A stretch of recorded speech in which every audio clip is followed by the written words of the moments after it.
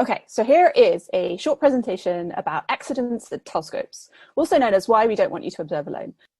I hope no one is injured. No one has been, at least in the last several years. But telescope domes can be dangerous places. Okay, oops. No, that's two. Here's a lovely picture of Orion over the dome that Dom and I think James took last year. So, you know, here we give you the key. We just give you open access to this facility, right? And I'm really happy that we can do that. I think, you know, the honor code and the kind of the philosophy that Haverford students have really helps us to be able to trust that we can do that. So as part of this, we're trusting you to keep yourself and the telescope safe, right? And so just your personal safety should come first. So be careful, observe in pairs. I recommend wearing sensible clothing. We didn't really talk about this, but it's sort of general practice. You know, ideally you wouldn't be wearing like flip-flops. It's probably not going to be an issue soon. It's going to get cold. It will, probably not that cold, but pretty cold. So make sure, you know, you have enough clothes to keep warm if it's cold. Don't wear anything too loose. You don't want things to get caught in the dome rotation or anything like that. So, and know what to do if there's an accident, which is effectively called campus safety, I believe. On campus, you call them first. And then secondary to that is shutting down properly, doing that shutdown procedure to keep the telescope and CCD safe. And I think you're all going to do an excellent job of that. And I like my shutdown checklist. Have you all heard about the surgery checklists? They have them now when they do surgery to make sure they don't leave anything inside you and things like that. People just forget stuff, especially when they're tired. Okay, so that's specific to here. Now let's talk more generally about telescopes. And I know there's a lot of stories out there about bad things happening at telescopes. And so when I had this idea that I should scare you all a bit about bad things, I tweeted about it and I said, who has stories? And it got like a massive response. So most of the rest of this is from people's tweets. A few people also emailed me privately because they know who I am. So this is Ben Wiener, who's a cosmologist, saying large moving things are dangerous and lots of ways to fall off things or have something fall on you. He thinks the most dangerous part is driving. So a lot of this is actually talking about remote observatories. A lot of professional observatories are at the top of mountains, very remote, and you drive up narrow, windy lanes through forest to get to this place with like animals jumping out at you. It's dark.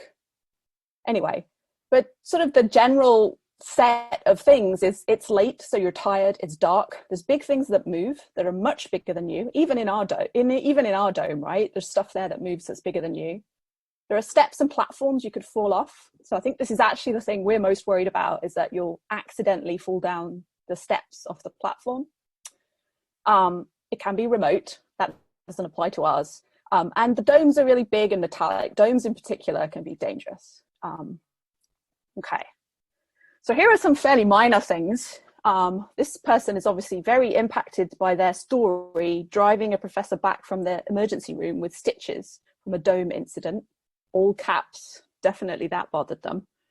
And I think it's the same person. Oh no, it's a different person. One of my professors was up on a dome in daylight when the dome was struck by lightning. I think that's a fairly low likelihood occurrence. But do you remember this picture is up in the classroom in the observatory, the domes with lightning over it? I wouldn't worry about lightning. Many of these things, if you've heard about risk assessments, right? Many of these things are very unlikely. It's just some of them could be quite bad. Therefore, we take care to not do them, even though they're very unlikely, okay? But I don't want you to be scared, too scared, but I want you to be appropriately scared and careful, okay? They're just basically going to get worse. This is like my thumb was sore. This is someone getting their car crushed. So this is a fun story. I remember hearing about this. This is the MMT. Here it is. It's a big telescope. And the whole building rotates. So it's not like a dome moving on the building. The whole building rotates. And here's the track that it rotates around. And apparently a contractor didn't realize they shouldn't park their car here. And it got squished when it moved around. And it just apparently just completely squished it up. Now, this one I couldn't find a picture of. I was hoping someone posted a picture, but no. But yeah, so remember we put the rope up. The equivalent of this is not putting the rope up on our dome opening, right? We do that because it moves around and we want it not to catch on anything. So don't forget to do that. Because if it caught on something, well, it would probably just stop, to be honest, wouldn't it? The motor's pretty bad, but Might not. Okay. So this is Sarah Tuttle, who's pretty awesome. She builds instrumentation at the University of Washington, Seattle. And so she here is recalling, and I remember this one actually, I remember the news about this one. They dropped the CTIO mirror in 2012 and it broke someone's leg. So they had to take the secondary, it's the secondary mirror, not the primary. So, you know, the telescope has a really big primary mirror, ours is 16-inch across, and then it's got a smaller secondary, and then it, ours has a secondary as well, right, which then bounces it back down into the eyepiece or the CCD. So they dropped the secondary when they were taking it off for some testing or something. It's February 2012. So they took it off, they put it on this handling cart. They hadn't put it properly on the car. And when they rotated it, it tipped and it landed on two of the people who were helping to move it. And so these two technicians were injured. They had to be taken off the mountain to hospital. One of them broke their foot and one of them was very badly bruised. They also broke the mirror. So they fractured the center of the mirror. And here they are. Here's a picture of that same mirror now being packed up in this crate and put very carefully in a lorry, a truck. They actually had to truck it to the US. So CTIO is in Chile. They had to truck it to the US to fix it before it got sent back. And the two technicians were fine, but they did obviously have to heal from their injuries. The Anglo-Australian telescope is rather notorious for having this area that's called Gascoigne's Leap. So this chap is Gascoigne, Ben Gascoigne, and he was the first person to fall off this gap.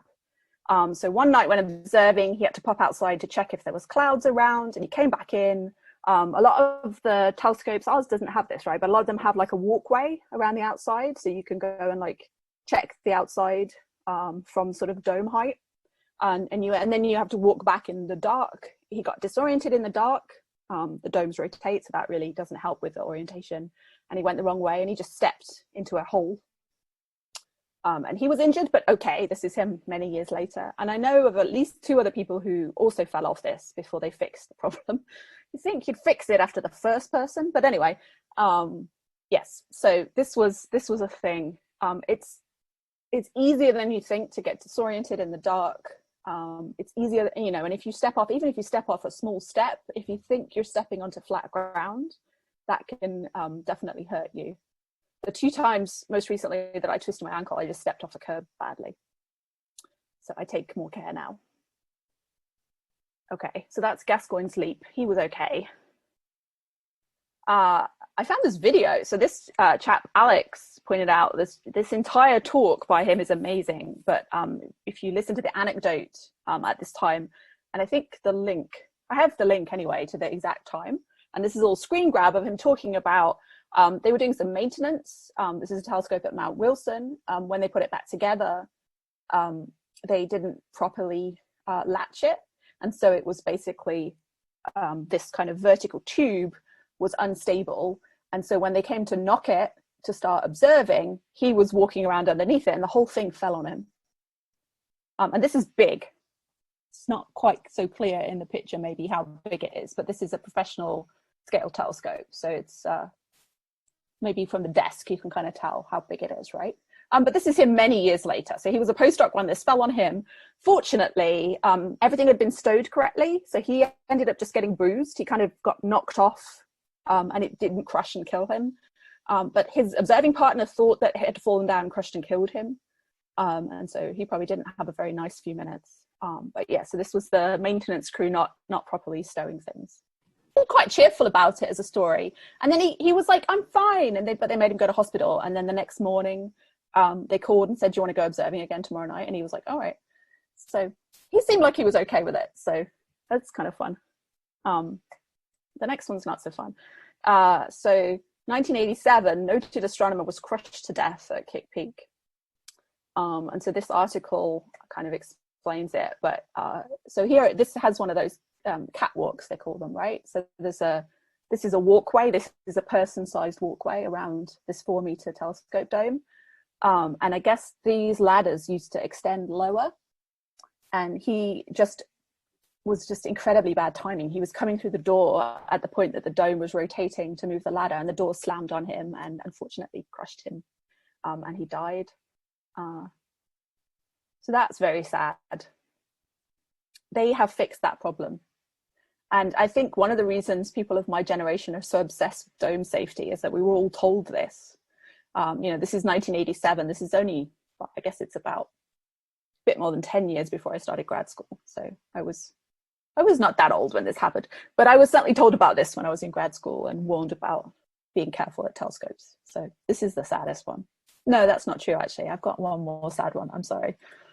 And it's because it's not just astronomy. So just generally lab safety is a big deal. And so this woman, unfortunately, when she was a undergraduate at Yale, so she was only 22, she went to use a lathe late at night with her hair, and her hair got caught in it, and she tragically died. I mean, so that was a very tragic one. Less tragic, but could have been bad. Just be really careful around machinery, basically. Machines can be really strong. So if you want more, the person I actually asked this question to is this Emily Levesque, who again is a professor at the University of Washington, and she's written this book. There's a reason I asked her. She's written this book called The Last Stargazers. So it's stories of observing and all of the things that happen when people go observing. And so she's got a chapter on mishaps. So those are, really? I think I've told you some of the most famous ones, but if you want to read more, it's in the book. Anyway, so just in conclusion, please be careful.